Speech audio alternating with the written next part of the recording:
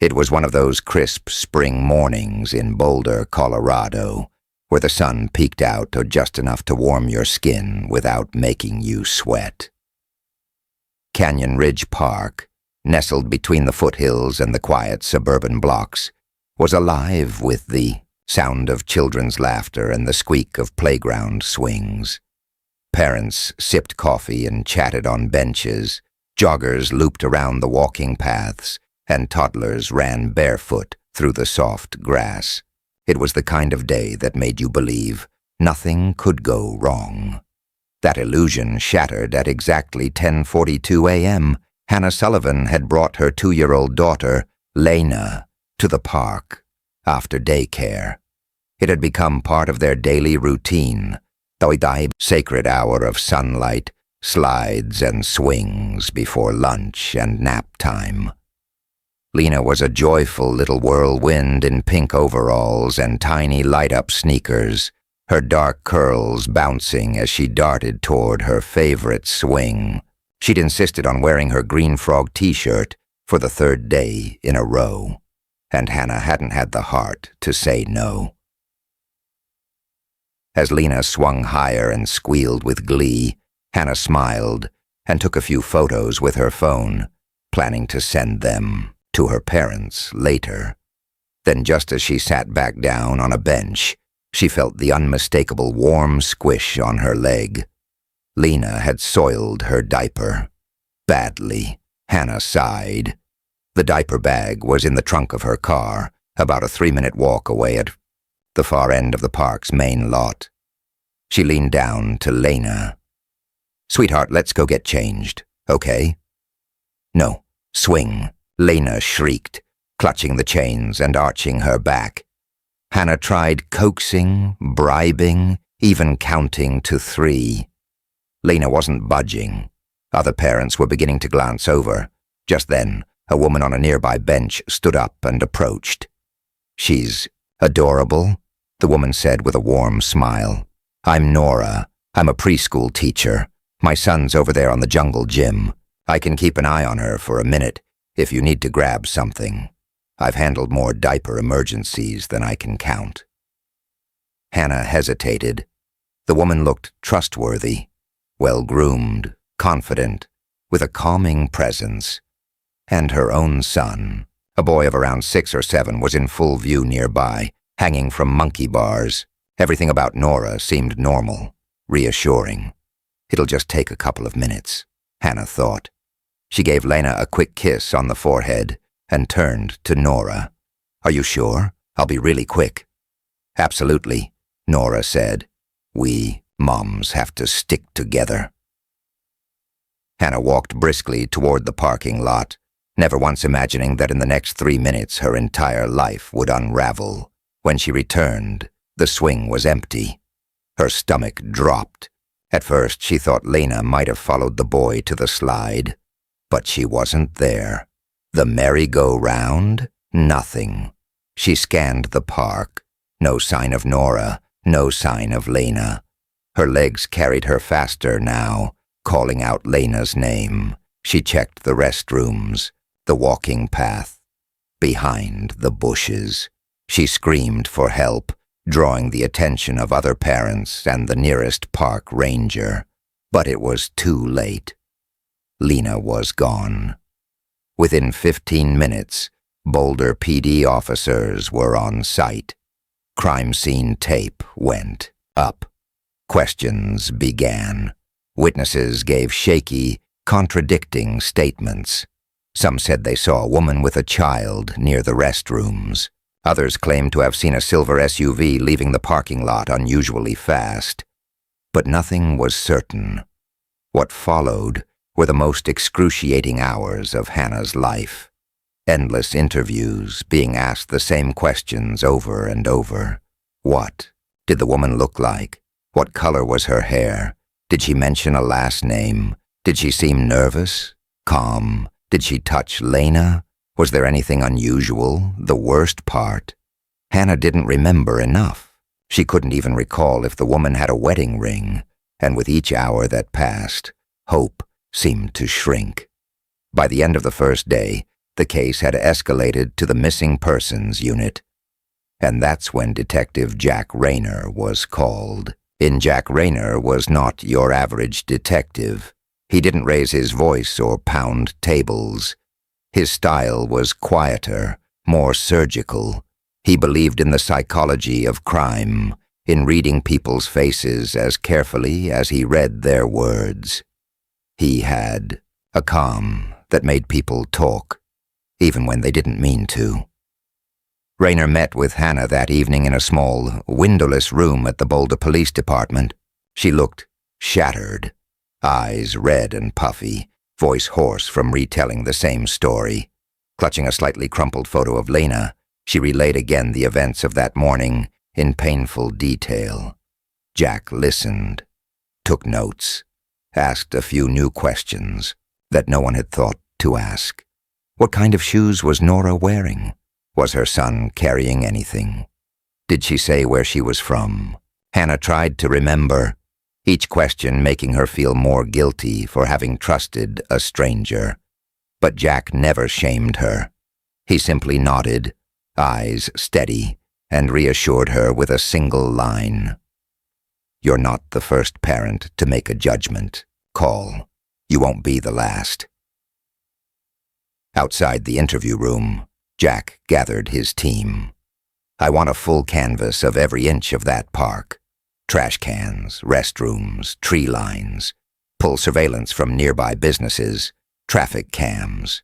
If a woman walked out of that park with a child, someone saw something." What no one knew at the time was that the first real clue wouldn't come from a witness. It would come from a janitor doing his evening rounds the next day. Inside the women's restroom at Canyon Ridge Park, behind a stall door that had been jammed shut for nearly 2 days, he would find something that would change the entire direction of the investigation. The janitor's name was Oscar Velasquez, a quiet, meticulous man who had worked for Boulder's Parks and Recreation Department for almost 2 decades. That Sunday evening, just before sunset, he made his final sweep of Canyon Ridge Park. The playground had emptied out, shadows stretched long across the grass, and the temperature had dropped enough to make his breath visible. As he pushed his cleaning cart toward the public restrooms near the southwest corner, he noticed something odd. The last stall door in the women's restroom was shut tight. He knocked politely. No answer. He waited. Still nothing. He tried the door, locked from the inside. Odd, he thought. That stall had been locked yesterday, too. Maybe the latch was broken, but something felt off this time. There was a faint smell, not foul, just not right. Oscar used his master key to unlock the stall. As the door creaked open, his heart skipped a beat. Lying neatly on the tiled floor were 2 small items, a child-sized green frog t-shirt and a soiled diaper. There were no signs of a struggle, no blood, no scratches on the door or walls, just these 2 items, perfectly placed. He backed out slowly and called 911. Within 30 minutes, the scene was crawling with officers, yellow tape, and flashlights. Detective Jack Rayner arrived shortly after, his long coat flapping in the wind. As he ducked under the caution tape, Officer Temple, one of the younger patrolmen, briefed him quickly. Found by the janitor during evening rounds. Stall had been locked since Friday. These were inside, t-shirt and diaper. No visible signs of damage. Rayner entered the restroom, carefully observing the layout. The lighting flickered slightly overhead. He studied the stall. No handprints, no shoe marks. The diaper was old enough to be dry, meaning it had been there at least a full day. The green frog on the shirt matched the one in the photo Hannah had shown him. He turned to Officer Temple. "Get forensics down here now. I want the entire restroom printed and swabbed. Walls handle, stall latch, everything." Yes, sir. As the team began processing the scene, Rayner stepped out and called Hannah. He kept it brief. We found something. It might be Lena's. I need you to come in tomorrow morning to confirm. Her voice cracked through the phone. Is she? No body. Just clothing. This could be a staged distraction or an actual clue. We're keeping all options open.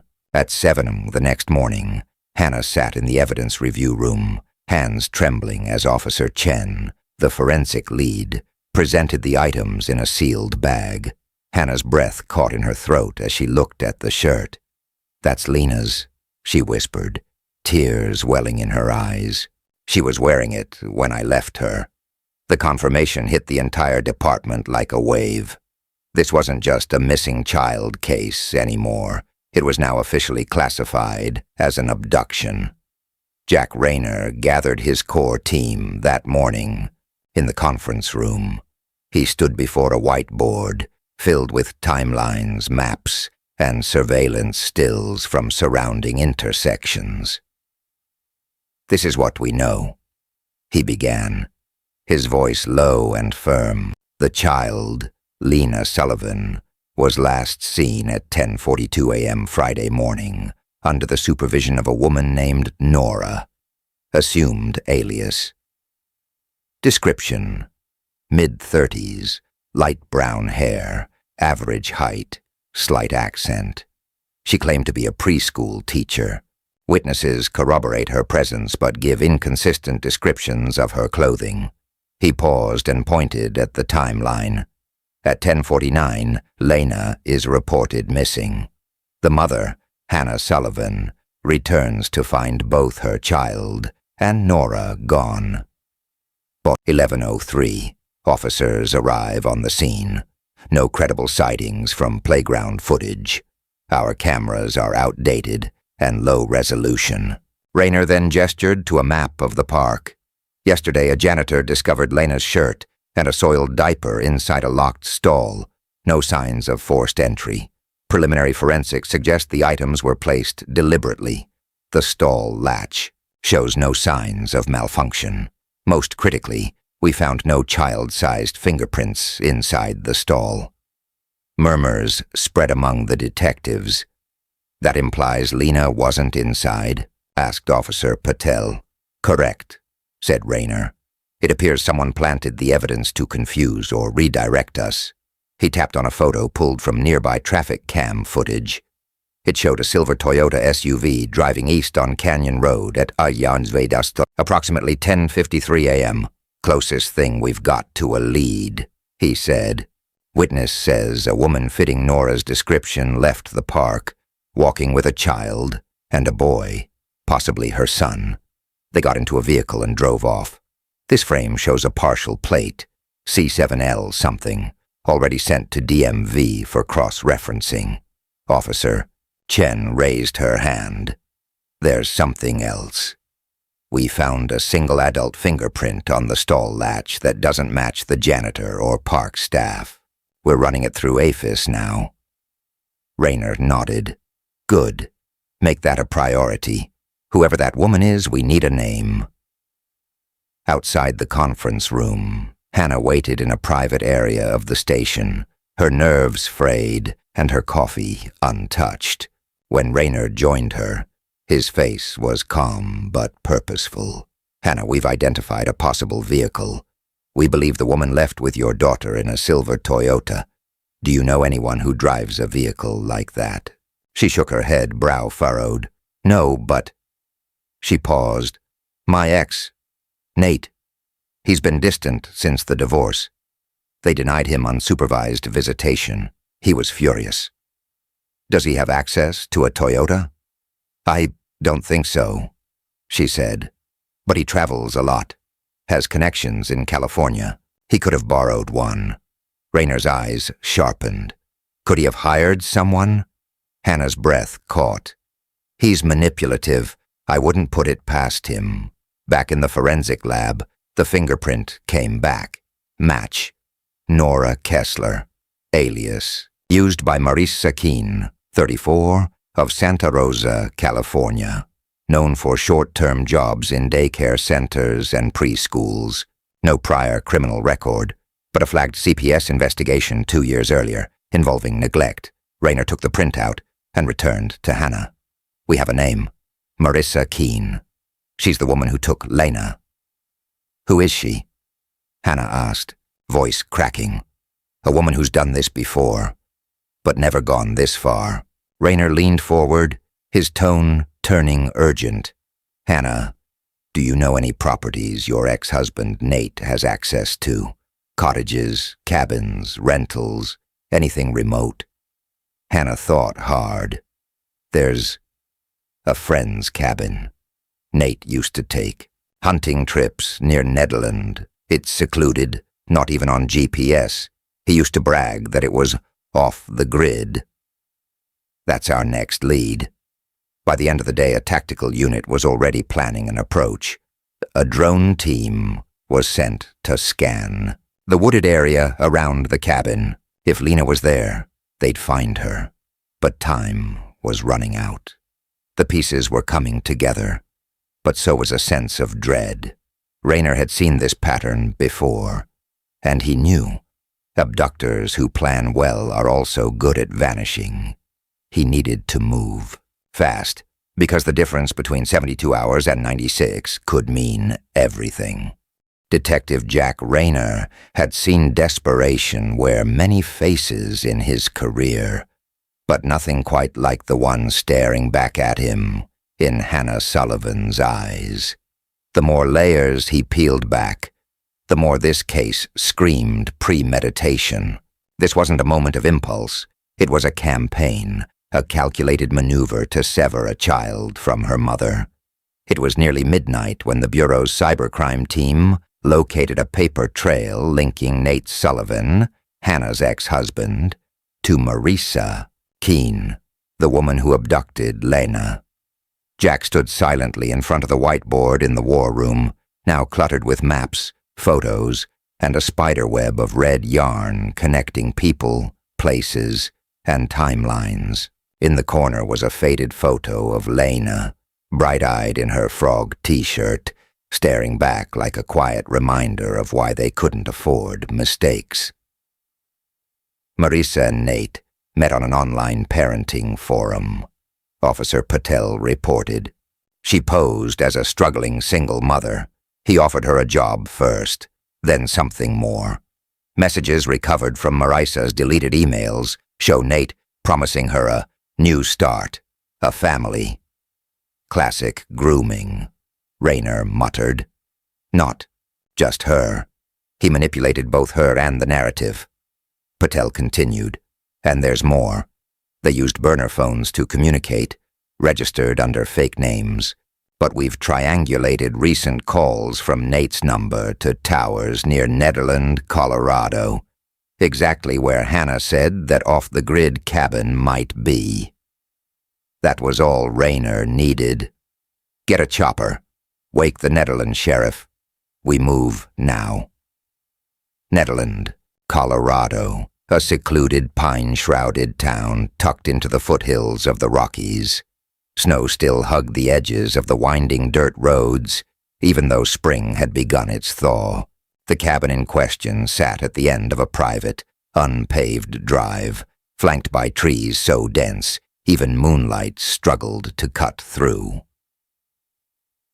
At 2:13 a.m., the tactical team approached in silence, night vision goggles glowing faint green. Raynor was with them, boots crunching over old pine needles. He wasn't just overseeing the raid, he was there to make sure it was Lena they found, not a cold trail or worse. The team surrounded the structure. One officer covered the rear as two others moved up to the porch. Raynor gave the signal. 3 quick knocks, a pause, no response. He nodded again. Crack. The door burst open, splinters flying. Officers moved in like shadows, their movements swift and methodical.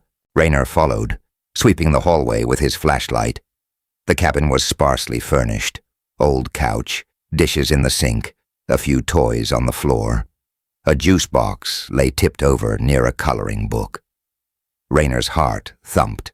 They reached the back room. Inside, beneath a pile of blankets on a makeshift bed, lay Lena.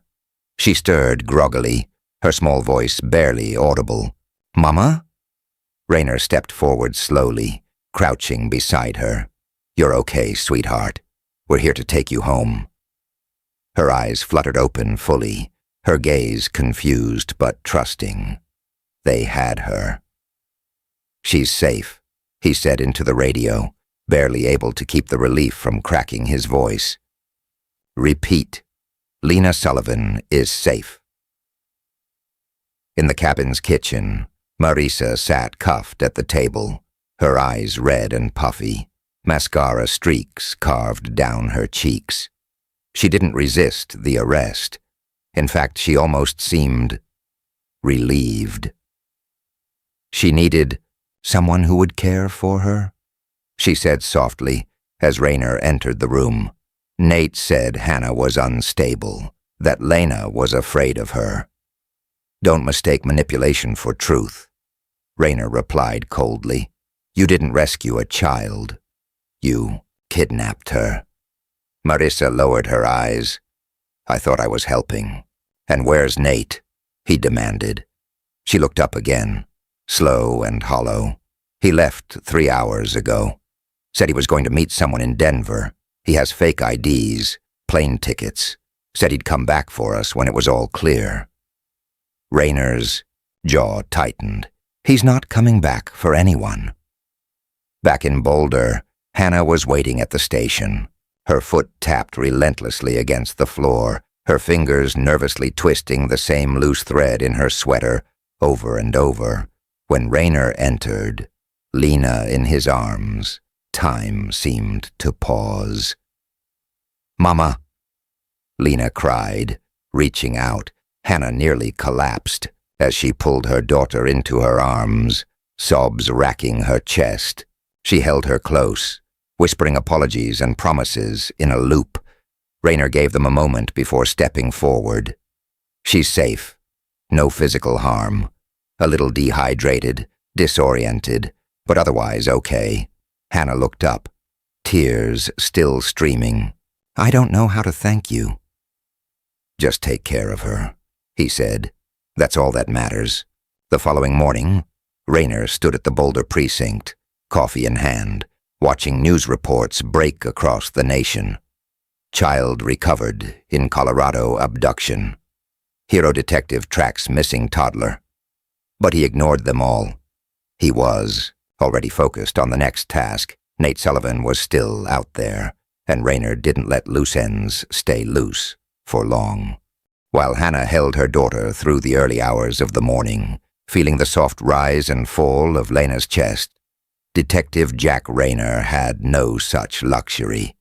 His mind was locked on one thing: Nate Sullivan, the puppet master of the whole operation, was still out there, and the clock was ticking. Back at the precinct, the data analysts were busy.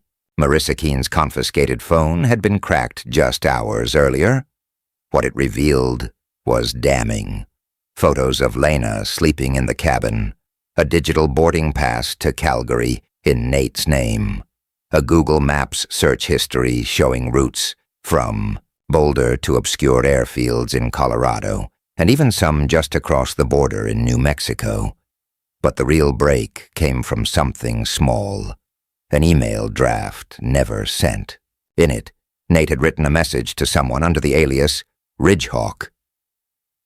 The tone was arrogant, boasting. "We'll be airborne by sunrise. She's safe with Marisa for now. You were right. Playing the long game paid off."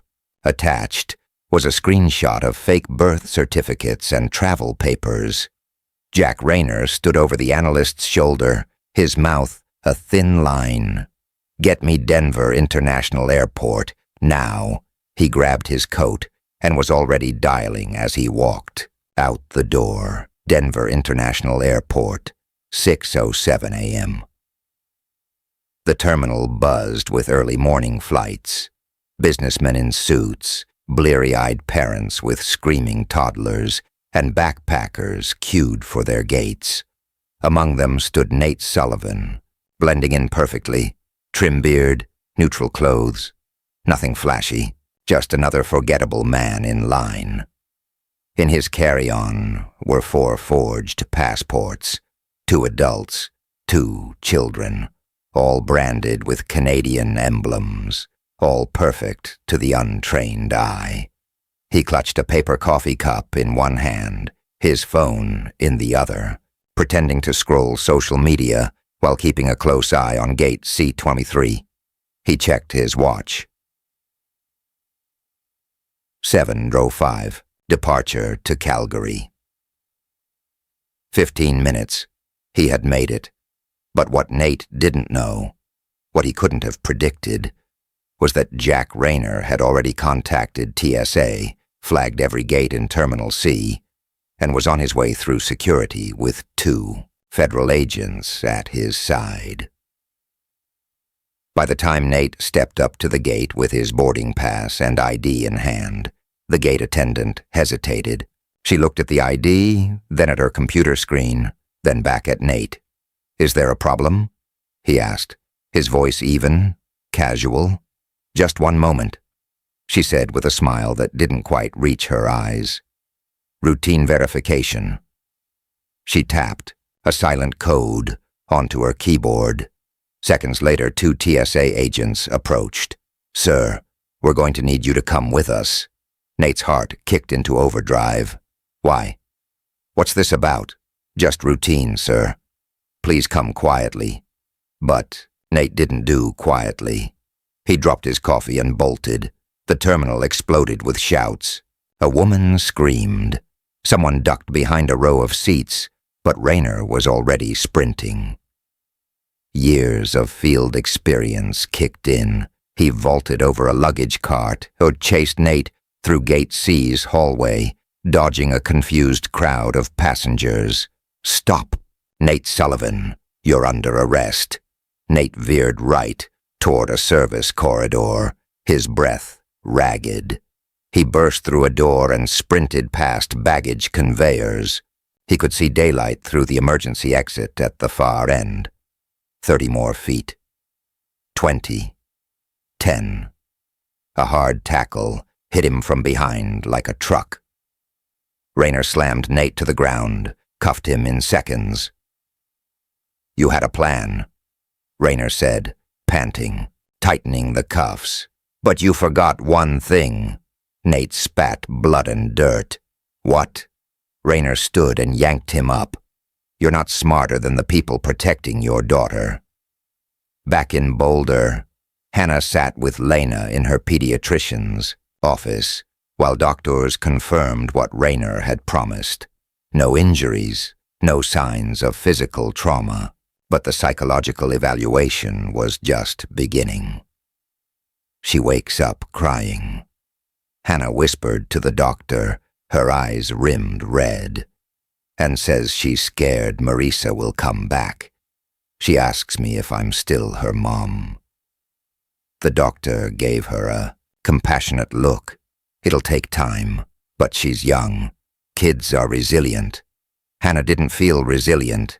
She felt hollow, as if the trauma had burned away every other part of her, except the need to protect her child. When she stepped out into the parking lot, her phone buzzed. Jack Rayner. She answered on the second ring. "He's in custody," Rayner said simply. "Tried to run. Didn't get far." Hannah didn't speak at first. Her breath caught. "Where is he now?" "On his way back to Boulder in federal transport. Marisa will testify. And with everything we've pulled from his electronics, the DA's, building the case already." A pause. "He won't come near Lena again," Rayner added. "I promise you that." Hannah closed her eyes. For the first time in days, her shoulders relaxed. "Thank you," she whispered, "for everything." That night, as Boulder returned to quiet normalcy, Detective Jack Rayner sat alone in his office. Outside, snow drifted lightly through the amber glow of street lamps. He opened a file labeled Sullivan, Nate, Custody Conflict, then closed it again. Justice was served. Yes. But it didn't feel like a victory. It felt like survival. The days that followed were a blur for Hannah Whitaker. Her body went through the motions, feeding Lana, brushing her hair, holding her when she cried, but her mind felt like it had been dropped into a slow-moving fog. The kind of fog you don't walk through but sink in. Lana had been physically unharmed, the doctors had said. No bruises, no signs of violence, but Hannah quickly learned that some wounds don't show up on skin. They lived in the same house, but everything had changed. Lena now refused to sleep alone, her tiny fists clinging to her mother's shirt every night. When Hannah tried to gently pull away in the dark, Lena would wake in an instant, sobbing. Sometimes she called out for her real mom. Sometimes she asked where Marisa was. That one hurt the most. She said she'd be my new mommy forever. Lena whispered one night. Was she lying? Hannah held her daughter close and whispered the only truth she could. You have one mommy, and I'm right here. Meanwhile, the legal machinery around the case spun fast and merciless. Detective Jack Rayner was in court nearly every day, building a prosecution that couldn't fall apart under pressure. Marisa Keene had flipped. The pressure of facing 20 years in prison had been too much. She took a deal, pleading guilty in exchange for full testimony against Nate Sullivan. I didn't even know her name when I took the job, she told the DA. He just called her the problem. He said if I helped reunite a family, I'd be doing the right thing. But you knew you were kidnapping a child, the DA countered. Marisa had stared at the floor. Yes, I knew. The confession was enough. But Rayner wanted more. Back in Boulder, Rayner met with Hannah on a frigid Tuesday morning, the kind of cold that bit through jackets and reminded you how close you lived to the edge. They sat in a quiet cafe near Pearl Street, the snow melting in puddles beneath their boots. I wanted to update you personally, Rayner said, his voice low. Nate's being charged with interstate abduction, conspiracy to defraud federal authorities, and attempted border evasion with a minor. What kind of sentence is he facing? Hannah asked, her hands wrapped around a mug she hadn't touched. With Marisa's full cooperation and the digital evidence we've secured. Rayner gave a small nod. He won't see the outside of a prison for at least 30 years. Hannah nodded. That's something. But she didn't smile. Justice, when it came late, felt more like closure than relief. She looked out the window. My daughter asked me yesterday if people can love two moms. Rayner didn't respond at first. I told her people can love many people. But some love isn't safe. He studied her expression, worn, haunted, but still standing. That mattered. You're doing better than you think, he said softly, but the emotional fallout didn't end in court. Social services had questions. Hannah had allowed a stranger to watch her child in a park. Yes, just for minutes. Yes, under panic. But it had happened. She wasn't a stranger, Hannah told the investigator. She looked normal, polite. My daughter was crying. I needed a diaper bag. Still the questions came. Was it a pattern?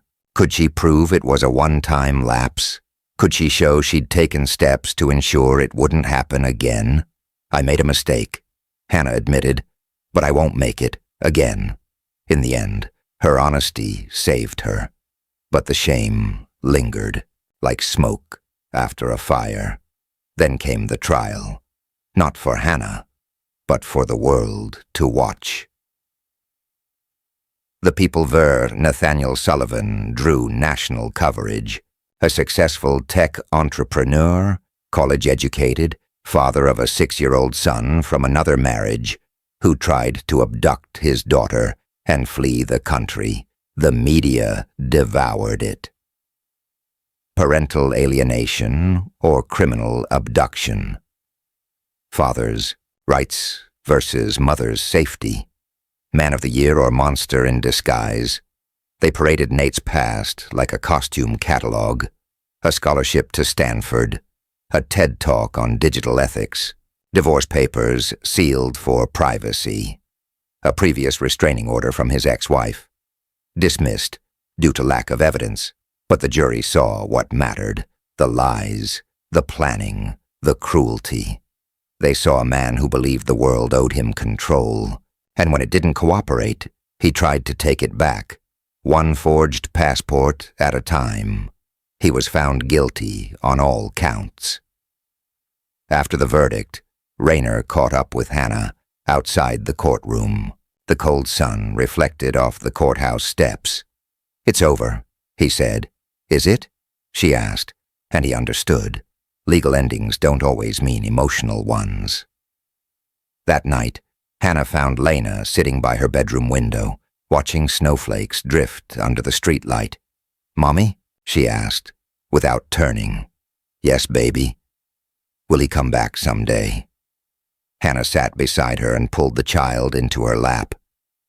"No," she whispered. "He won't." There was silence. Then Lena spoke again. "Can I still think about the nice things he did?" Hannah's eyes filled. "Yes," she said softly. "You can remember the good, but you don't have to forget the truth." And they sat like that, mother and daughter, in a quiet room, as the snow fell like forgiveness. In the weeks after the trial, the world moved on, but Hannah Whitaker and her daughter Lena were still unpacking the damage, what the headlines called a resolved case. She called a daily rebuild, of trust, of normal, of whatever was left, of the old life before everything got torn in two. But Hannah wasn't the only one navigating that wreckage. There was Liam, the boy in the shadows. Liam Sullivan had only just turned 7 when his mother Amanda dropped him off at school one morning and never picked him up again. That's how it started. A call from the front office, a teacher staying late, then a foster care worker he didn't know, buckling him into a strange car, explaining things with too many soft words and too much eye contact. "Your father is in trouble, sweetie. He made some very bad choices." Liam didn't understand much of it then. What he did understand came days later, when he was told he'd be staying in a temporary group home, that the courts were trying to find his mother, who hadn't answered her phone in days, and that his father wouldn't be coming back. When they finally told him that Nate Sullivan had been arrested for kidnapping, Liam just blinked. "My dad didn't steal anybody," he said flatly. But even then, something in his voice cracked. Detective Jack Raynor had seen a lot of things over the years. He'd watched hardened criminals cry for mercy, and children show more strength than grown men. But there was something uniquely fragile about a child who still wanted to love someone the world had turned into a monster. Liam didn't talk much in the first interviews. When social workers asked questions about home, about Daddy's house, about Melissa, the woman who sometimes stayed over, he just shrugged. "I don't remember." But Raynor knew better. Silence wasn't forgetfulness. It was survival. He requested a meeting with Hannah before his next visit to Liam. "I want to ask you something," he said over coffee, at a quiet cafe near the courthouse. "I think Liam needs to talk to Lena." Hannah frowned. "Talk to her? After everything?" "I know it's unconventional," Raynor said, "but he's confused. This boy, he didn't take part in the crime, but he lived in it. And Lena might be the only one who can speak his language." Hannah sat with that for a moment. Then she nodded. Their meeting was arranged with clinical care, a supervised child therapist, a neutral office, toys in the corner, no pressure. Lena sat cross-legged on the soft carpet, twirling a yellow crayon between her fingers. Liam stood near the door, a hand clutching the hem of his shirt. He spoke first. "You remember the swing set?" Lena blinked. "Yeah." "You let me have the red swing. You said it was your favorite." A pause. "My mom said we were going to be a family." Liam whispered. Me and her and you and that guy. Lena didn't answer right away. She looked down, then back up. She said I could call her Mommy. Liam added, almost apologetic. She said that to me too. Lena whispered. Then came the silence. Long and tight. But it was the kind of silence that wrapped around two small hearts, trying to make sense of betrayal, not pull them apart. Finally, Lena said, Did you know? Liam shook his head. She told me your mom didn't want you anymore. Lena frowned. She said that? He nodded, shame coloring his cheeks. Lena walked over to him. She lied to both of us. And then, without prompting, she reached out and held his hand. For the first time in weeks, Liam smiled. It was small, but it was real. After that day, Hannah found herself thinking about Liam more than she expected. He became more than just a piece of Nate's past. He was a boy, displaced by someone else's war, dropped between families, abandoned by both biological parents, and left to build a life from ash. CPS had placed him in a group home temporarily, but no relatives had come forward. Amanda, his birth mother, was still missing, and the system didn't hold its breath for long. I want to visit him, Hannah told Rayner one morning. You sure? He asked. She nodded. Lena asks about him every day. She misses him, and I think I do too. They started with weekend visits, short, monitored. But slowly, trust bloomed again. Liam laughed more. Lena stopped flinching at loud noises. The two children built block towers together, raced through park trails, argued over ice cream flavors, and started learning that family isn't always who you're born to, but who stays when everything breaks. Eventually, CPS called Hannah in for a formal conversation. We've been reviewing the case, Liam's file. It's complicated, but you've been the only consistent adult in his life these past few weeks. I'm not applying for custody, she said quickly. The agent nodded. But we'd like to know if you're open to a long-term placement. If nothing else, it'll keep him out of the system. That night, Hannah sat on her porch with Lena asleep in her arms. The stars blinked through a haze of clouds. Could she really do this? Take in the son of the man who nearly stole her child? Could she raise both of them, knowing one shared blood with her would-be abductor? She thought about the way Liam looked at her, cautious but hopeful. She remembered the quiet way he'd asked, Do you think people can still be good if they did something bad once? And she'd said yes. She had to mean it, so she called CPS the next morning. I'd like to start the paperwork, she said. For Liam. The woman on the other end of the phone smiled. I think that's the first good news he's had in a very long time. The first morning Liam woke up in the Whitaker home, he didn't open his eyes right away. The sheets were softer than he was used to. The smell was different too, clean, faintly like lavender. He heard birds outside, distant laughter, a dog barking from somewhere down the street. It didn't feel like any place he'd lived before. For a long moment he just lay there, trying to remember if he was dreaming. But when he cracked open one eye and saw the pale blue wall beside him, painted with stick-on planets and glow-in-the-dark stars, he remembered. He wasn't in a group home. He wasn't with strangers anymore. He was here, with them downstairs. Hannah stood at the stove, stirring oatmeal. She hadn't slept much the night before. Every creak of the floor, every tiny sound from the guest room down the hall, set her nerves on edge.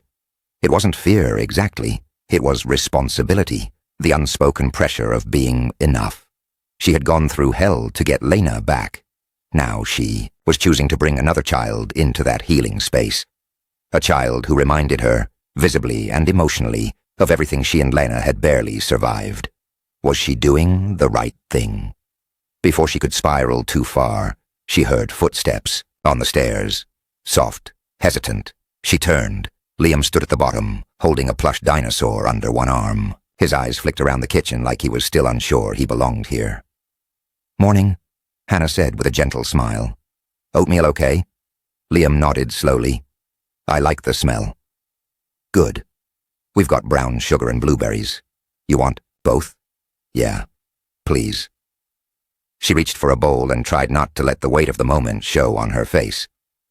Lena joined them a few minutes later, rubbing sleep from her eyes, her curly hair a puffed-up halo of tangles. When she spotted Liam, she grinned. You snore, she declared. I do not. Liam protested, almost spilling his juice. Do too. Do not. Okay, okay. Hannah cut in, laughing for the first time that morning. Let's not start a breakfast war. The kids giggled into their bowls, and for the first time, it felt like something close to normal. Later that day, Hannah took them both to the community park. She needed them out of the house, for air, for sunlight, for whatever healing came from simply existing outside a trauma story. The swing set was still the kids' favorite. Liam ran first, claiming the red swing like it was a throne. Lena raced after him, grabbing the blue one beside it. I'm going higher than you, she teased. No way. They kicked off the ground, feet pumping, laughter flying into the sky like kites. Hannah watched from a bench nearby, her hands nervously wrapped around a lukewarm coffee cup. She noticed other parents glancing their way, some with curiosity, some with quiet understanding. A few recognized her. Sequim wasn't a big town, and nodded respectfully, or quickly looked away, but Hannah didn't care. She was too busy watching two kids reclaiming joy. That evening, Liam came to her with a question. Can I call you something else? Hannah blinked, caught off guard. Like what? He hesitated. Not Mom, just maybe Miss Hannah, or Hannah. Her throat tightened. Of course, sweetie, whatever feels right. He nodded, thoughtful. But maybe someday I'll want to call you Mom. She smiled, eyes stinging. Whenever you're ready, she said softly. No rush. Liam smiled back, and in that moment, the room felt warmer. The days became weeks. The routine settled. Mornings were loud. Nights were quiet. There were tantrums and giggles and spilled cereal and bedtime stories.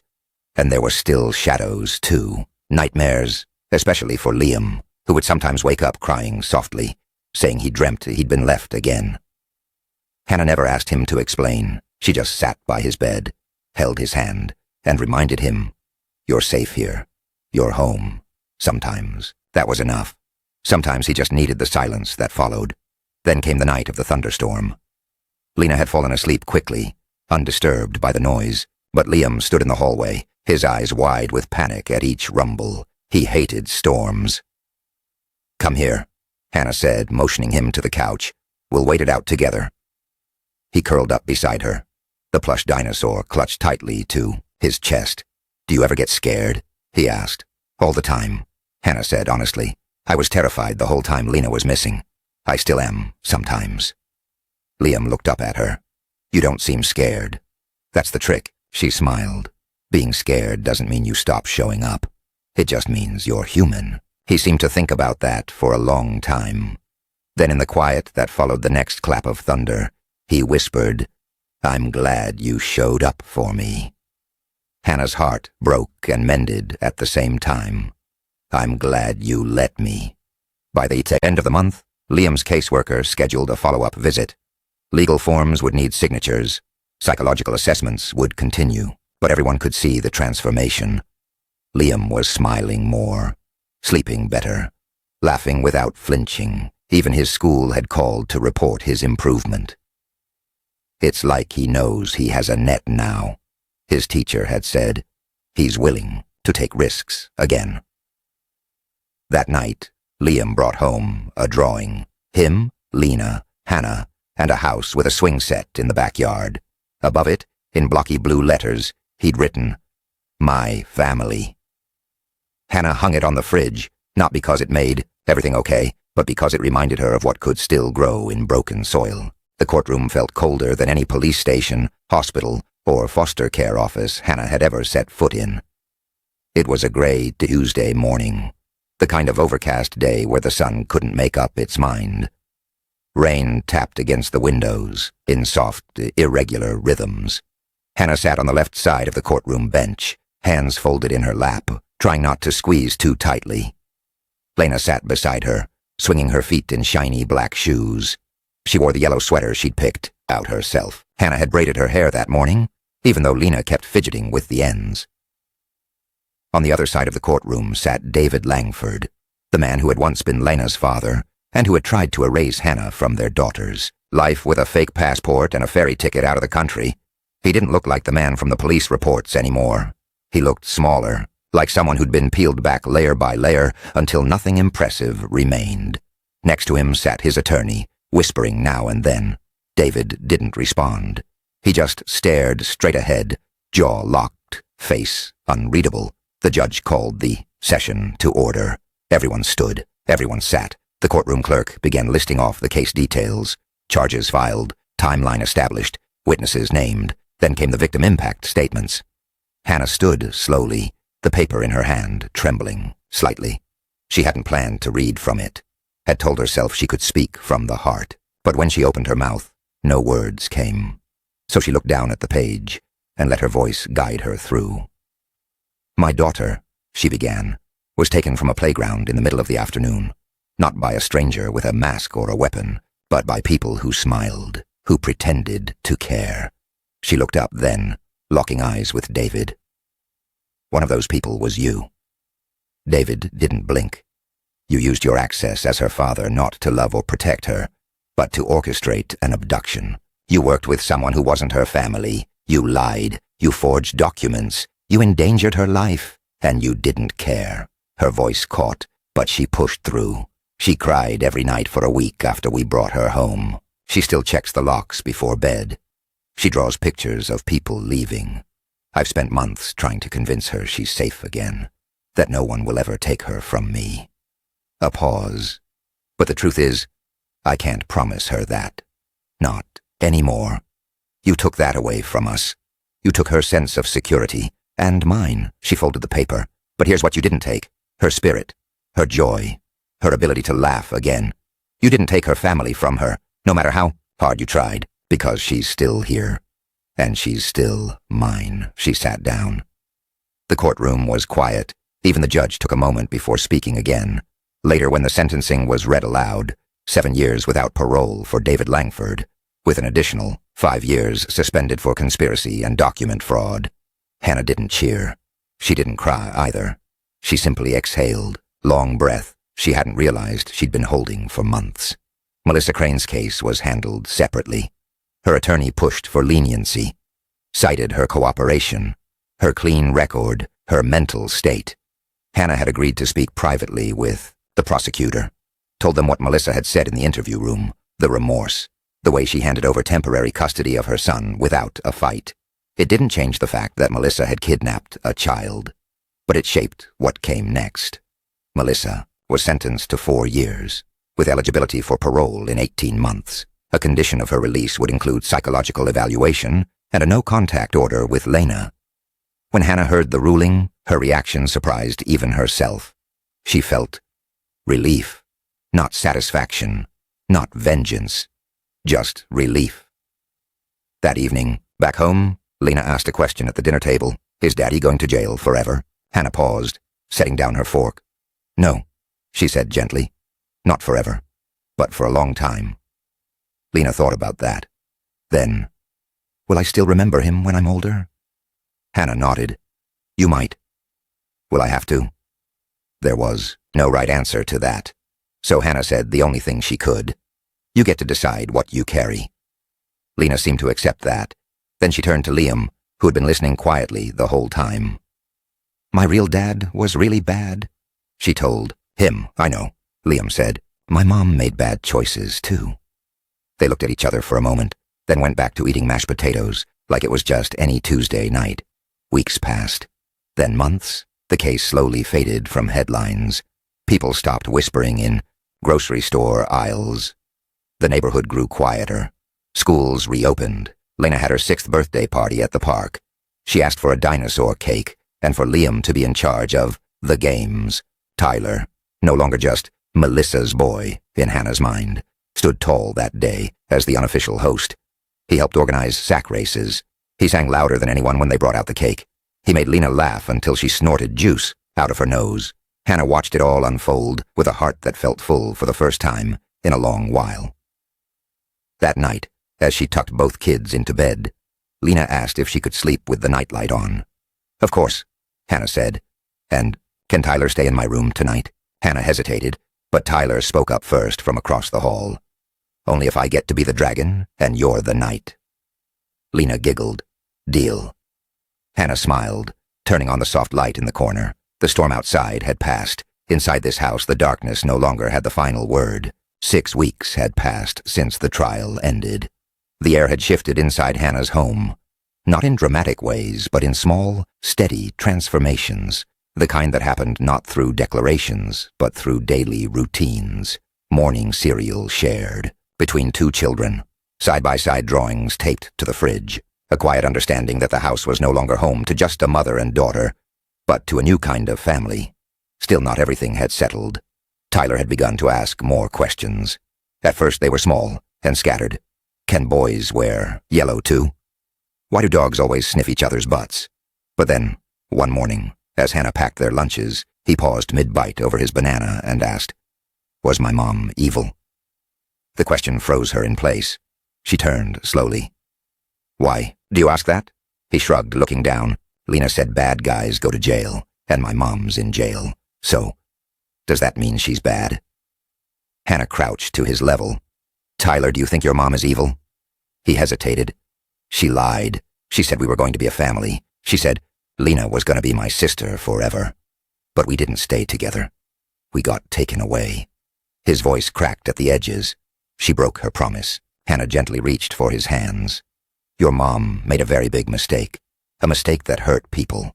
That's why she's in jail now. But people can make bad choices without being evil. Sometimes they're scared, or confused, or they think they're doing something right, even when it's wrong." Tyler blinked at her. "So, she still loves me?" "Of course she does," Hannah said without hesitation. That part was never a lie. He nodded, lips pressed tight. "Do you think she misses me?" "I think she misses you every single day." That night, Tyler slept with the stuffed bear his mom had given him the year before, one he hadn't touched since the day she was arrested. He didn't say anything when Hannah tucked him in, just hugged the bear close and closed his eyes. 2 days later, the first letter arrived. It came in a plain envelope with a Department of Corrections stamp on the corner. Hannah opened it in the kitchen, scanning it quickly for content, then deciding Tyler should see it. The letter was from Melissa, handwritten, careful. "Dear Tyler, I miss you more than I can say. I think about you every morning and every night. I hope you're okay. I hope you're playing and laughing and doing your homework, even when you don't want to. I'm sorry for everything I did. I thought I was helping. I thought I was giving you a sister and a family. But I hurt people, and I broke the rules. That's not what good moms do. But even though I made a terrible mistake, I love you more than anything in this world. That part has always been true. Hannah is a good person. I trust her. Please listen to her and be kind to Lena. She didn't ask for any of this either. I'll write again soon. If you want to write back, you can. But only if you want to. I love you." Mom Tyler read it twice, then asked if he could take it to school to show his teacher. Hannah agreed, on one condition: only if you feel proud to. He nodded. "I am." Writing back wasn't easy. He started a dozen drafts over the next week. Each began with, "Hi, Mom," and ended in scratch-outs or tears. But eventually he found the words. He told her about his room in Hannah's house, how it had glow-in-the-dark stars on the ceiling, how Lena always cheated at Uno, but he let her win sometimes. He told her about the chili he hated and the math quiz he aced, and how they were starting a garden in the backyard. "I miss you, but I'm okay. I think you would like it here." Lena said I snore. I told her that's how dragons sleep. Please don't worry about me. I'm trying to be good. Over the next few weeks, they developed a rhythm. Melissa wrote twice a month. Tyler responded when he felt strong enough. Sometimes he asked Hannah to help him spell tricky words. Other times, he kept it private, letting the envelope sit on the table for days before sending it off. And then one rainy afternoon in April, Tyler asked the question Hannah had been expecting for weeks. "Can I see her?" He sat at the kitchen table, his homework forgotten in front of him. Hannah lowered her tea. "You mean, visit your mom?" He nodded. "Yeah, just once. So she knows I'm really okay." Hannah considered it. "That would be allowed if your mom agrees. But it's not like a normal visit. You'll see her through glass. You won't be able to hug her. Are you ready for that?" He thought for a long moment. "I think so. I just want her to see my face." 2 weeks later, they made the drive together. The correctional facility was 45 minutes away, tucked behind a long stretch of highway and surrounded by tall fences topped with razor wire. The visitor center was sterile, full of gray walls and fluorescent lights. Tyler held Hannah's hand the entire time they were processed. When Melissa appeared behind the glass, Tyler didn't speak at first. He just stared at her. She looked smaller than he remembered, paler, tired, but when she smiled, genuine and tearful, it was like something loosened in his chest. He picked up the phone. "Hi, Mom." She pressed her hand to the glass. "Hi, sweetheart." They spoke for 20 minutes, about school, about his garden, about how he was learning to make scrambled eggs and fold his laundry. When the guards signaled their time was up, Melissa's voice broke. "Thank you for coming, baby. You're growing so fast." Tyler looked up at her. "You have to get better, okay?" Melissa nodded, eyes shining. "I'm trying, every day." He gave her a shaky thumbs up, then stood, pocketing the little picture he'd drawn for her, a family of stick figures under a rainbow, with a sun that had too many rays. Back in the car, Tyler didn't cry. He sat quietly for a while, staring out the window. Then he said, "I think she's really sorry." Hannah nodded. "I think so too. But she still made the wrong choice." "Yes," Hannah said. "She did." Tyler leaned his head against the glass. "But I think she's trying now." He turned to look at Hannah. "That counts for something, right?" "It absolutely does." He nodded, eyes drifting closed. He slept most of the ride home, and when they pulled into the driveway, he didn't go straight to his room. He walked into the kitchen, found a magnet, and stuck the newest letter from his mom on the fridge. Right next to the one Lena had drawn that morning. It said, "My family," and it showed 3 people. A tall stick-figure woman with long hair, a girl in yellow, and a boy holding a stuffed bear. Tyler's 8th birthday fell on a quiet Sunday in late June. The sun was out early that morning, streaming through the thin white curtains of his bedroom window. From his bed, Tyler could hear birds chirping and the low hum of a lawnmower in the distance. But he stayed still, staring up at the plastic stars glued to the ceiling above him, thinking. Birthdays used to be loud. Melissa would make pancakes shaped like animals. She'd tie balloons to the kitchen chairs and play silly songs on her phone. Sometimes it would just be the 2 of them. Sometimes a neighbor kid or a cousin would come over. They never had much, but she always made sure it felt big. This year, things were different. He was waking up in someone else's house, with someone else's rules, and yet somehow, it still felt like home. When Tyler came downstairs, the smell of cinnamon filled the air. In the kitchen, Lena was crouched behind the counter, holding a balloon in each hand, trying not to giggle. When she popped up and yelled, "Surprise!" the balloons slipped from her fingers and tangled in her hair. Tyler laughed so hard he fell to his knees. Hannah stood at the stove, flipping pancakes. "We tried to make them into dinosaurs," she said, "but they kind of look like confused turtles." "I like confused turtles," Tyler said. "Good," Lena grinned, "because you're stuck with a whole plate of them." The table was set with mismatched party napkins and a little sign that read, "Tyler's birthday breakfast." Someone had drawn a smiley face in syrup next to the eggs. It was messy, it was silly, and it was perfect. After breakfast, Hannah handed him a wrapped box. "This one's from me and Lena." Inside was a bright red backpack, his name embroidered on the front in white thread. "I noticed your old one was tearing," Hannah said. "Figured you could use something new for summer camp." Tyler ran his fingers over the stitching. "It's cool." Lena leaned in. "Check the side pocket." He did. Inside was a folded piece of paper, a camp brochure, and 2 tickets to the Science Museum. "Just for us," Lena said. "We get to go next weekend." Tyler smiled, a real one. "Thanks." They spent the afternoon at the community pool, playing games in the water, and eating melted popsicles under the sun. Other kids joined them. There was cake later, back home, chocolate, with way too much frosting, but the best part didn't come until just before bed. That night, as Hannah tucked him in, she pulled a small envelope from her back pocket. "This arrived yesterday," she said softly. "From your mom." Tyler sat up, heart racing. He took the envelope and opened it slowly. Inside was a card with cartoon fireworks on the front, and a note in neat, careful handwriting. "Happy birthday, my sweet boy. I know today is different than other birthdays, but I hope it's still full of love and laughter. I'm thinking of you all day. I miss your smile. I miss hearing you laugh.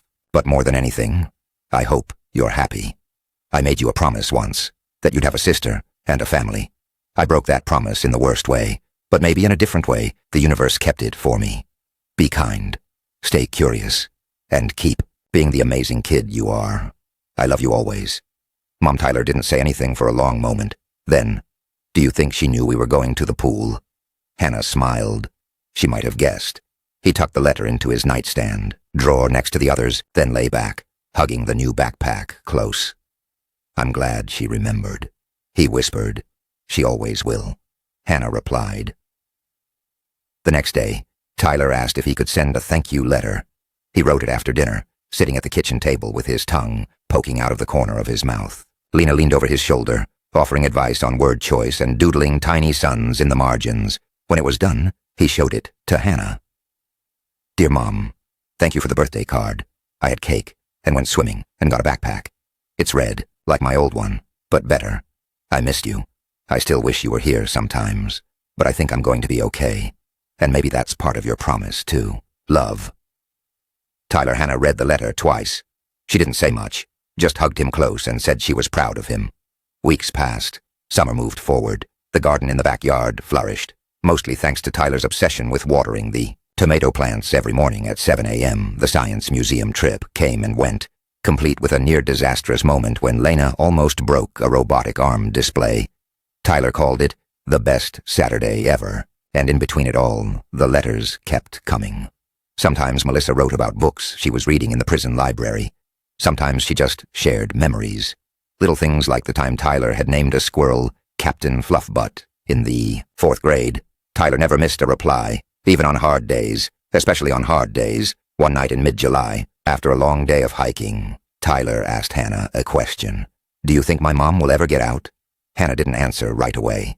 Eventually, she said carefully, if she shows that she's changed, that she's truly sorry, and if the courts believe she can re-enter the world responsibly, then yes, it's possible. Tyler nodded. And if she does, will she still want me? Hannah turned to face him fully. She will always want you, Tyler, no matter what. But the question is, what do you want? He didn't answer immediately. Instead, he lay back on the couch looking up at the ceiling fan spinning slowly overhead. I think I want both. Hannah raised an eyebrow. Both? I want to stay here. But I also want her to be okay. I want her to visit me, maybe even come to my science fair one day. He turned his head toward her. Is that allowed? To have both? Hannah smiled softly. In this house, it is. He smiled back, and for the first time since his world fell apart, Tyler believed her. The courtroom was colder than Rachel had expected, not in temperature, but in atmosphere. The thick silence, the polished wood, the high windows that let in streaks of early morning light. It all felt strangely sterile, clinical, like no matter how much emotion filled the space, the room itself would stay neutral, unmoved. Rachel sat beside her attorney, watching as the bailiff walked in with a stack of case files tucked under one arm. Her heart was pounding, though she tried to keep her face still composed. It had been 4 months since the ferry terminal, 4 months since David and Melissa had been arrested, trying to flee the country with Haley. 4 months since Tyler had fallen asleep, clutching his toy car in the back seat of her car. So much had changed, and yet sitting there, waiting for the trial to begin, it felt like the past was sitting right beside her, whispering in her ear. Melissa Crane entered first. She was thinner than Rachel remembered, her skin pale beneath the fluorescent lighting. Her hands were cuffed in front of her, and an orange jumpsuit replaced the soft cardigan and jeans she'd worn the day they met at the park. Despite her diminished appearance, Melissa carried herself with quiet dignity. Her eyes scanned the courtroom, quickly, pausing when they landed on Tyler. He sat 2 rows behind Rachel, next to Andrea from CPS, his feet swinging above the floor. When he saw his mother, his eyes widened, but he didn't wave. He simply looked at her, long and hard. Rachel turned slightly, watching the silent exchange. Neither smiled, but neither looked away. David Langford arrived a moment later, flanked by 2 deputies. He wore a standard-issue suit, cheap fabric, badly fitted, but still clung to a posture of entitlement. His jaw was tight. His eyes darted immediately to Rachel, and when they met hers, he smirked. It was small, barely perceptible, but it was there. Rachel inhaled slowly through her nose. Don't give him the satisfaction, she told herself. Don't flinch. The judge entered a minute later, and the room rose. Judge Clara Monroe was known for being fair but firm, a reputation Rachel had clung to during the long, grueling weeks leading up to the trial. As everyone sat, she scanned the room before opening the folder in front of her. This court is now in session for the case of the state of Washington versus David Langford and Melissa Crane, on charges including child abduction, conspiracy to falsify documents, and unlawful attempt to cross international borders with a minor without parental consent. The words echoed through the room like a drum beat. Real, official, final. The prosecution began with a timeline. Every detail was presented with methodical clarity. The fake documents, the planted diaper, the surveillance footage, the intercepted escape plan. Rachel had seen it all before, in reports and briefings, but hearing it spoken aloud in front of strangers made it feel heavier, like she was living it again. When it was her turn to testify, Rachel walked to the stand with steady legs. She answered every question clearly. How she'd met Melissa at the park, how David had claimed to be in a business meeting, how she found the car seat, the gift, the woman in the disguise, the moment she saw Haley on the porch of that cottage, and how her daughter had cried, "Mama?" with a voice that cracked. She was gone for 3 days, Rachel said, her voice trembling slightly. But those 3 days felt longer than anything I've lived through. I wouldn't wish that terror on anyone. Melissa cried quietly as Rachel spoke. David did not. Then came the harder part. The defense. David's attorney argued that he believed he was rescuing his daughter from a hostile co-parenting environment, that Rachel's refusal to grant him additional custody was unfair, emotionally damaging to the child, that Melissa had been misled into thinking the arrangement was temporary and lawful. Rachel kept her hands clenched in her lap. Melissa's lawyer took a different approach. He described her as a woman desperate for connection, manipulated by a man who offered her security and purpose. Someone who had made a terrible mistake, but who had never hurt Haley, who had cared for her, fed her, even played with her, who had made a wrong choice, but not out of cruelty. When Melissa was called to testify, the room shifted. She looked small in the witness stand, but her voice, though soft, was steady. "I didn't do it because I wanted to steal a child," she said. "I did it because I believed I was helping a father reunite with his daughter, because I was tired of being alone, because I wanted to believe in something again." She glanced at Tyler, and because my son needed someone, too. Tears slid down her cheeks. I was wrong, I know that now, and I will live with that mistake for the rest of my life. The judge called a recess before delivering her decision. Outside the courtroom, Rachel sat on a bench with Haley sleeping on her shoulder, and Tyler beside her, quietly tracing shapes on the wood grain of the seat. "Will she go to jail forever?" he asked, not looking up. "No," Rachel said gently, "but she'll be gone for a while." Tyler nodded. "I'm mad at her," he said, "but I still want her to be okay." Rachel placed her free hand over his. "She's still your mom, and it's okay to love her, even if she made a big mistake." He looked at her then, eyes tired but clear. "I'm glad I'm here." She smiled. "So am I." Back in the courtroom, Judge Monroe returned with her verdict. David was found guilty on all charges. His sentence, 12 years in prison, with no possibility of parole before 8. The courtroom remained quiet as he was led out, his jaw clenched, his eyes once again meeting Rachel's, but now they held something else. Fear. For Melissa, the sentence was different, guilty on multiple charges, but with reduced sentencing due to her cooperation, clean prior record, and the psychological evaluation that confirmed she had been under coercive influence. She would serve 4 years in a minimum security facility, with the possibility of parole in 2. When the gavel fell, it was like an exhale that had been held too long. It was over. The courtroom slowly emptied, but Rachel sat still for a moment, longer, holding Haley close, her other hand still wrapped around Tyler's. Outside, the afternoon sun had warmed the courthouse steps. Reporters murmured. Officers stood by. But in that moment, Rachel's focus narrowed to the two children at her side. Her daughter, her daughter's friend. Two small lives that had been pulled into chaos by adult decisions. She knelt beside Tyler. She asked about you, you know. Rachel said. Melissa, she wanted to make sure you were okay. Tyler blinked, then looked away. I'll write to her, he said. Maybe later. I just want to go home for now. Rachel nodded. They walked down the steps, the sunlight catching the edges of Tyler's hair and the curve of Haley's smile as she woke up in her mother's arms. Justice had been served, but mercy, too, had played its part.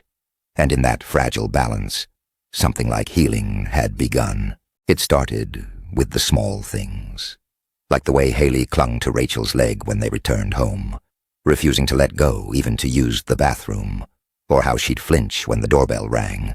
At night, she refused to sleep unless Rachel lay right beside her, one hand resting on her tiny chest as if to keep her grounded. Tyler was different. He didn't talk much the first few days. He followed Rachel and Haley everywhere like a quiet shadow, watching, absorbing. He never cried, never threw tantrums, but Rachel saw it in his eyes, the way he stared off into space for long stretches, his hands fidgeting with that same battered toy car. The trauma had left fingerprints on both of them, and now came the slow, quiet process of healing. The house began to change. Rachel turned the guest room into Tyler's room. She bought him a twin bed, bright blue sheets with cartoon astronauts, a small bookshelf that they filled together with second-hand books. Tyler never asked for toys, but Rachel noticed the way his eyes lit up at the store when he passed a bin of Lego sets. She bought him one. He built a spaceship that night and didn't speak a word, but left it on her nightstand the next morning with a sticky note that said, "For you. Thank you." Haley began therapy with a child trauma specialist who used puppets and play to help her process the abduction. At first, Haley clammed up, but slowly, week by week, she began to talk. One day she told Rachel, "The lady with the nice voice gave me orange juice and said we were going on a boat adventure, but I missed you.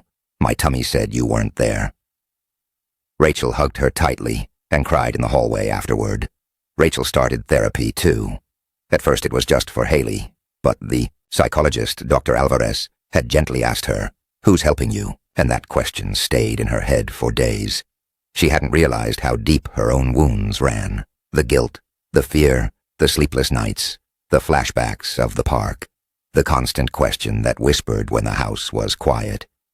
What if I hadn't come back in time? So she began to sit in the small office every Thursday afternoon, slowly unraveling the knots she didn't even know she'd been carrying. It wasn't easy, but it helped. Bit by bit, she started breathing again. Tyler's case with Child Protective Services remained open. Rachel had signed on as his temporary guardian, but the agency continued to search for extended family. After 3 months, they concluded that there was no one appropriate to take him in. His mother remained incarcerated, and though Melissa wrote to him weekly, CPS made it clear that Tyler needed permanence. The social worker, Andrea, came over for a home visit in late January. She sat at Rachel's kitchen table, flipping through notes and records, watching as Tyler helped Haley pour juice into plastic cups with the serious concentration of a chemist. "You've done a remarkable job with them," Andrea said. "You're providing stability, affection, routine. Tyler's teachers say he's doing better in school, and Haley's therapist reports significant progress." Rachel sipped her tea, waiting. Andrea paused. "I have to ask, have you considered making the guardianship permanent?" The question lingered in the air. Rachel looked at the two children, Haley giggling as she spilled juice, and Tyler calmly grabbing a napkin and cleaning it up like a much older child. She thought of how he always asked her if she wanted coffee when she looked tired, how he'd started calling her Rach instead of Miss Rachel, how Haley refused to go to bed unless Tyler kissed her forehead first and said, "Night, kiddo." She turned back to Andrea. "I have. The process wasn't easy. It involved home studies, psychological evaluations, financial reviews, court appointments, and a mountain of paperwork.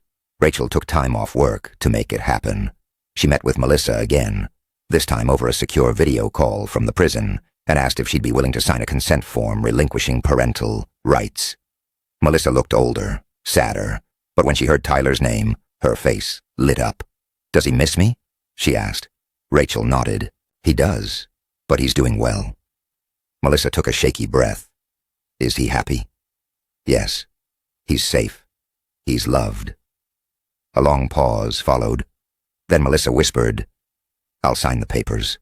She didn't ask for anything in return, just that Tyler be told the truth when the time was right. The adoption hearing was held in mid-April. The courtroom was smaller this time, quieter. No reporters, no security officers, just Rachel, the kids, Andrea, and the family court judge. Tyler wore a button-down shirt that Rachel had to iron twice because he kept accidentally wrinkling it while jumping on the bed. Haley wore a pink dress and a tiara because she said it was a princess day. Rachel held their hands as they stood before the judge. "Tyler, do you want to be adopted by Rachel Bennett?" the judge asked gently. Tyler looked up at Rachel, then back at the judge. "Yes. She's my home now." Rachel choked up. The judge smiled and stamped the final page. "I officially declare Tyler Crane as the adopted son of Rachel Bennett. Congratulations, you're a family." Haley clapped. Tyler looked stunned. Then slowly, he smiled. That night, they celebrated. Pizza on the living room floor, ice cream for dinner, balloons tied to every chair. Rachel had bought a cake with blue frosting that said, "Welcome home, Tyler." He stared at it for a long moment. Then he said, "Can we save the last piece for my mom?" Rachel blinked. "Of course." They wrapped the slice in foil. Tyler placed it carefully in the freezer. Later, after Haley had gone to bed and the house was quiet again, Rachel tucked Tyler in. He looked at her seriously. "Do I call you Mom now?" Rachel sat beside him, brushing a hand through his hair. "If that feels right to you, then yes." He nodded. Then, "Okay. Good night, Mom." Rachel barely made it out of the room before the tears came.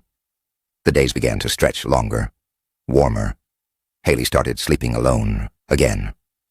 Tyler joined a soccer team. Rachel returned to work part-time. On weekends, they went to the park, the same one Haley had disappeared from, but now it held a different kind of weight. One Saturday afternoon, Rachel sat on the grass watching Tyler push Haley on the swings. Another mom sat nearby, watching. Her own child. "You've got your hands full," she said. Smiling, Rachel smiled back. "Yeah, but it's a good full." The woman nodded. "Are they both yours?"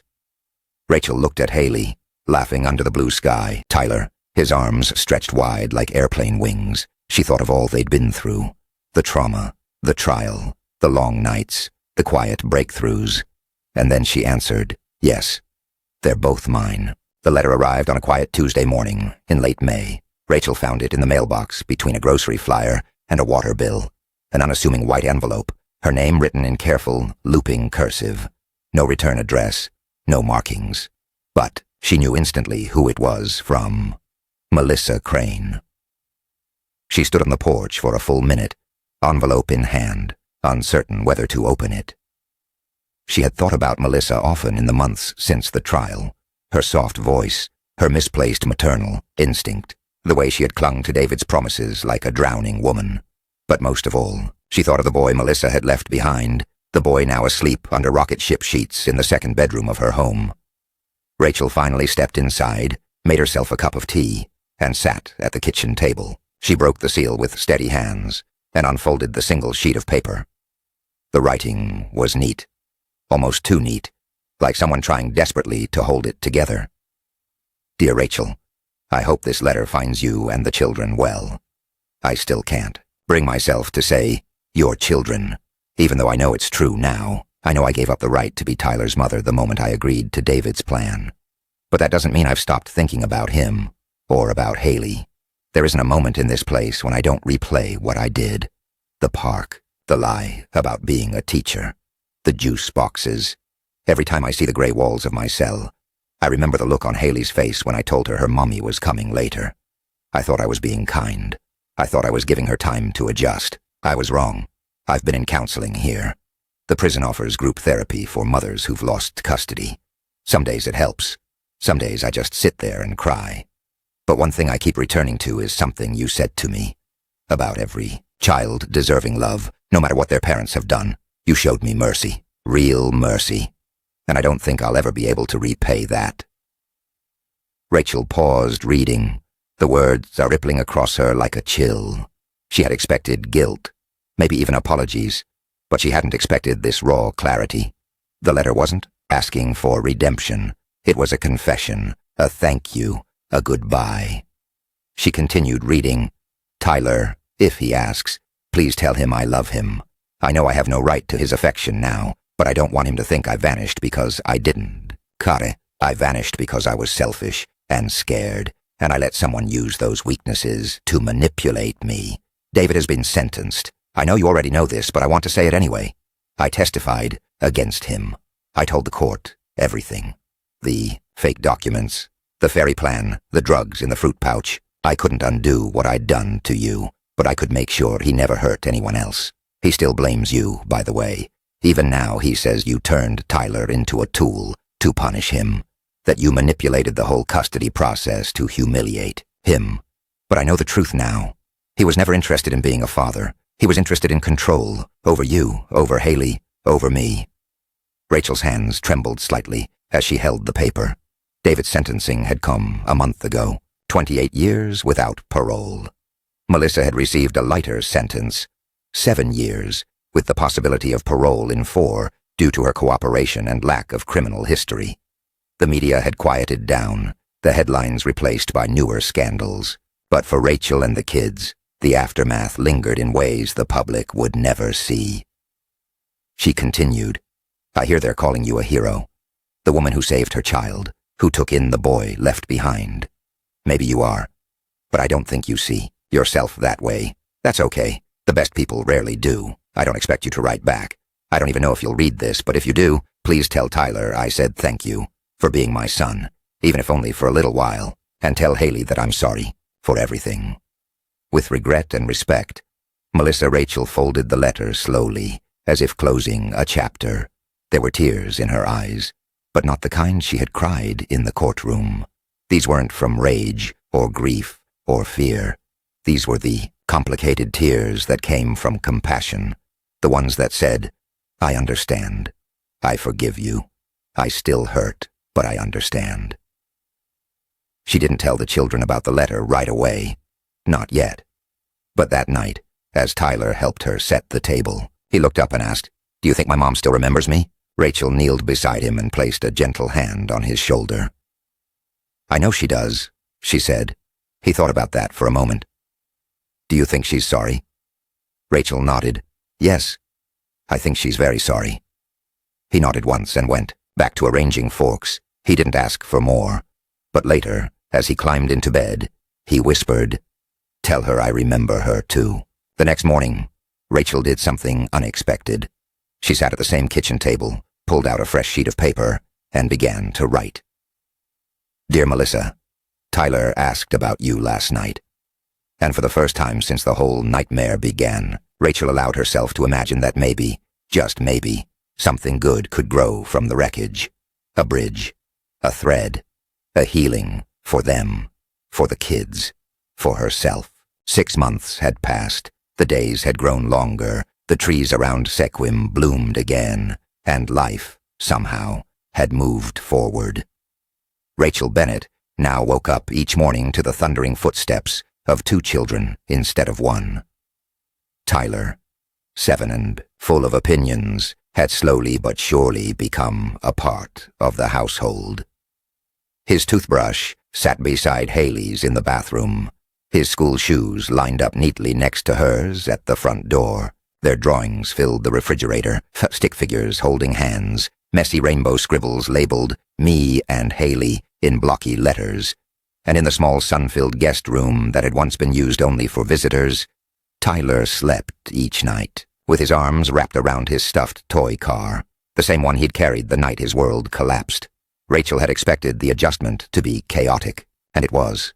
In some ways, arguments over snacks, tantrums over bedtime stories, accidental bumps and bruises, tears over missing toys.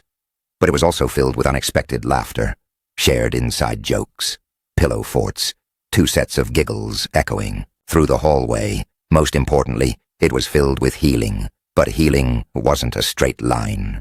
Haley, now 3, still clung to Rachel more than before. She hated closed doors. She refused to be left alone in a room for more than a few seconds. Even during sleep, her little hand would reach across the bed to touch Rachel's arm. Reassurance that her mother was still there. Tyler, for his part, had nightmares. He never talked about them, but Rachel would find him standing quietly in her doorway some nights, clutching his blanket, eyes wide with confusion. She never asked questions. She just scooted over and let him climb into bed beside her and Haley. On the nights that followed those quiet intrusions, Tyler always woke up calmer, lighter, as if her silence had said what words couldn't. You are safe now. You belong. They had fallen into a rhythm. Rachel returned to part-time work at the local library. A kind neighbor, Mrs. Ferris, helped watch the kids after school. Tyler started at a new elementary school and joined a Lego robotics club. Haley went back to daycare, where she was slowly beginning to trust others again. She still didn't like it when strangers got too close, but she no longer screamed when a new teacher offered her a toy. Progress. Rachel attended therapy sessions of her own, recommended by Detective Hart, who checked in periodically. Not as a detective anymore, but as someone who'd seen the worst and knew recovery didn't end with the headlines. Sometimes she would sit in her therapist's office and talk about the guilt of leaving Haley for 5 minutes at the park, the guilt of welcoming Melissa's help, the guilt of raising someone else's child. Her therapist, a soft-spoken woman named Clara, reminded her each time, guilt is the tax we pay on being human, but forgiveness, especially for yourself, is the path back to peace. She was learning to believe that. And then one Tuesday afternoon, Rachel got a call from Andrea, the CPS worker. Melissa's up for a review, Andrea said. She's still in prison, but the counselor there wants to schedule a supervised video call between her and Tyler. She's written him letters, just like the one she sent you, but we've held them until we were sure it was appropriate. Rachel paused. She hadn't expected this so soon. Her initial agreement to foster Tyler had evolved into guardianship. The paperwork for permanent adoption was sitting on her kitchen counter, unsigned but heavily underlined. What do you think? Andrea asked gently. Rachel looked out the window. Haley was playing in the yard, running barefoot through the grass. Tyler sat on the porch steps, quietly sorting through his rock collection. I think, Rachel began, choosing her words carefully, that he should decide. I'll talk to him. That evening after dinner she sat beside Tyler on the living room rug. Haley was watching cartoons nearby. Ty, she said softly. Andrea called me today. He looked up from his drawing, eyes curious. Yeah? She said your mom wants to talk to you. On video, from where she's staying. Tyler's pencil paused. She sent letters, Rachel added. She's been thinking about you. She misses you. He was quiet for a long moment. Then, is she still in trouble? Yes, Rachel said honestly, but she's trying to make things right. Tyler looked down at his picture, a messy crayon version of their house, Haley, Rachel, and himself in front of it. A dog stood nearby, even though they didn't have one yet. I think I want to see her, he said finally, just to know she's okay, just once. Rachel nodded, her throat tight. Okay, we can do that. The video call was scheduled for the following Friday. Rachel sat beside Tyler during the call, out of frame but close enough to support him. Melissa appeared on screen in a gray uniform. Her hair was shorter, her face was thinner, but her eyes lit up the moment she saw her son. Tyler, she whispered. Hi, Mom, he said, his voice cautious but not cold. They spoke for 12 minutes. They talked about school, about the toy car he still had, about how tall he was getting. Melissa cried softly the entire time, but never asked for forgiveness. She only told him how proud she was of him, how happy she was that he was safe. I know I messed up, she said at one point, but I hope you know that I never stopped loving you. I know, Tyler said. I remember. Rachel didn't cry until after the call ended, after Tyler climbed into her lap and whispered, She said she's proud of me. You should be proud of you, too. Rachel told him. I know I am. Later that night, as the children slept, Rachel sat at the kitchen table, looking at the adoption papers once again. This time, she signed them. Not out of obligation, not out of rescue, but out of love. Because Tyler wasn't just a boy she'd taken in. He was her son now. Not by blood, but by choice, by healing, by heart. It was a crisp autumn morning in Sequim, the kind of morning where breath formed little clouds in the air, and the leaves painted the streets in gold, crimson, and rust. Inside Rachel Bennett's modest two-bedroom home, the smell of cinnamon, pancakes filled the kitchen. Tyler was at the table working on a school project about constellations, glue stick in hand, brows furrowed with concentration. Haley, now 3.5, bounced beside him, drawing stars on everything, including her hands. Rachel watched them from the stove, a soft smile tugging at the corners of her lips. Her life had changed beyond recognition in the past half-year. The woman who had once been consumed by guilt and grief now carried a different kind of weight. Responsibility? Yes. But also love, laughter, and the unshakable calm of knowing she was where she was meant to be. Outside, a gentle knock interrupted the morning rhythm. Rachel opened the door to find Detective Jack Rayner standing there, his coat collar turned up against the wind and a coffee tray in his hand.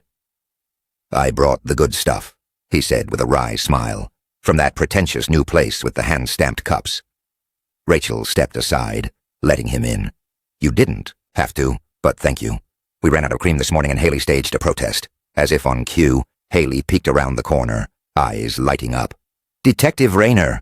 Hey there, Peanut, he greeted, crouching to her level. You been keeping your mom out of trouble?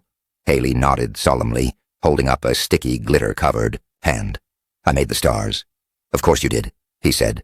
Best stars I've ever seen. Rachel led him to the table, where Tyler was now carefully taping a printout of the Orion constellation onto a dark blue poster board. How's the project coming? Rayner asked, genuinely interested. I'm naming a new star, Tyler said, without looking up. One that nobody's found yet. Oh yeah? Got a name for it? Tyler looked up, thoughtful. I think I'll call it Home. Rayner and Rachel exchanged a glance, the kind that didn't need words. After the kids returned to their crafts, Rayner sipped his coffee and leaned against the counter. I wanted to give you a quick update, he said, voice low.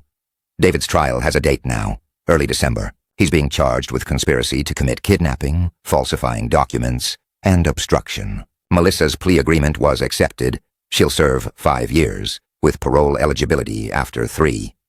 Rachel nodded slowly, absorbing the information, and Tyler knows. He knows his mother's in prison. He doesn't know the timeline. That's your call. Rachel sighed. I'll tell him soon, but not today. Rayner didn't push. There's something else. Melissa asked if Tyler could send her letters. Nothing big, just drawings or updates. No pressure. Rachel considered. This then nodded. I think that's okay. He deserves the choice. The two stood quietly for a moment, the soft sounds of children talking and laughing behind them. You did good, Rachel, Rayner said. You kept it together when most people would have fallen apart. Rachel shook her head gently. I didn't keep it together. I broke 12 times, but I had help. Still, he said, you took a tragedy and made a family out of it. That's not nothing. After he left, Rachel stood at the door for a moment longer than necessary, watching the fog drift across the distant trees. Inside, Tyler held up his completed project, proud. Mom, want to see the final constellation? Rachel walked over and knelt beside him. The stars were glued in crooked rows, some overlapping, some perfect, all sparkling under a thin layer of glitter. In the center, in blocky pencil, were the words, The Home Star. It's beautiful, she said, pulling him into a hug. Later that afternoon, the three of them went to the local park. A different park than the one from that terrible day, but one that had become their new routine. Haley ran toward the swings, giggling, while Tyler launched himself toward the jungle gym with mock warrior cries. Rachel sat on a bench with a book in her lap, unread, her eyes fixed on the children. A woman passed by, smiling at the scene. Are they siblings? she asked casually. Rachel didn't hesitate. Yes, she said, voice warm and sure. They are. And they were. Not by blood, not by birth, but by bond, by choice, by the fierce, resilient love that only grew stronger in the face of darkness. As the sun dipped behind the trees and cast long golden shadows across the playground, Rachel felt it settle in her bones. This was her family, maybe not the one she had planned for, but the one she had built, piece by fragile, beautiful piece. And it was enough, more than enough.